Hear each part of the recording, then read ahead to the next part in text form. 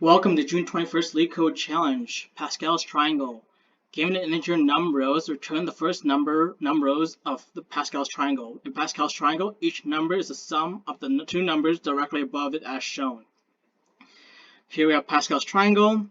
We see that the top two numbers are the sum of the numbers is the sum of the top two numbers adjacent to it.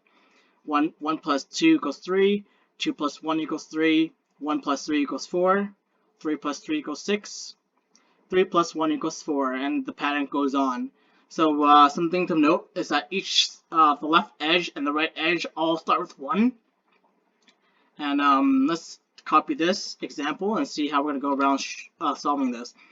So we can break this up into a matrix. So we have 2 columns in length here. So first we start off with the base case of 1, because nothing adds to make 1. Then we have 1 plus 1 equals 2, which is the middle term here. Then you have 1 plus 2, which gives you the second index here, which is 3. And then we have 2 plus 1, which gives you the third index, which is 3. And then you keep on continuing this pattern.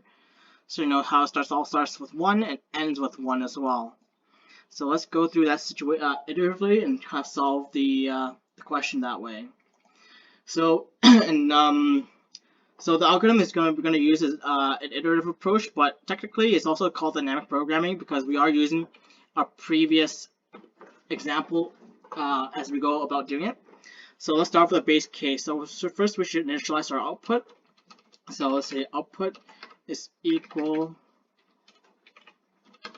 to index 1 within the array as well.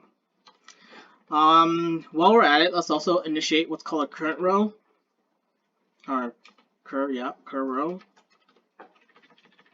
And our first row of the Pascal's triangle is 1. So now we have our base case. So we want to iterate through for I in range, starting at 2 to num rows plus 1.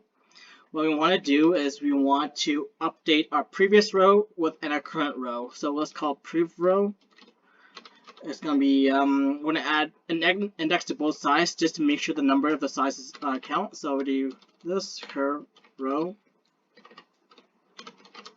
and 0 on both sides. We're adding 0 to both sides just to make sure that we get the correct number of length for our next row. And then we want to update our current row to 0.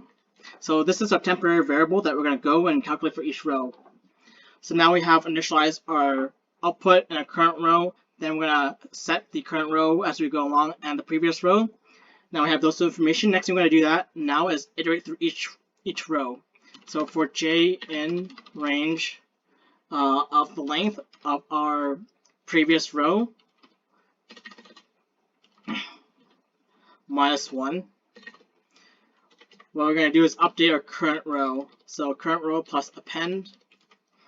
We're going to add a previous row index, top. We're going to add the index top left of it, which is j, plus the previous row right index above it. So j plus 1. Then now we have a current row. What we want to do is update our output. Append current row. And at the end of this, we also want to return our output. Alright, let's see if this works. Finished. Alright, let's submit it to see if it works. Awesome. So yeah, in terms of time complexity, we have for loop within a for loop, so it will be num rows squared, so or n squared is big O of n squared, or num rows squared for the time complexity. And space complexity, we also keep track of the output as we go along it, so the space requirement is the same as the time complexity. Alright, that's pretty much it. Have a nice day.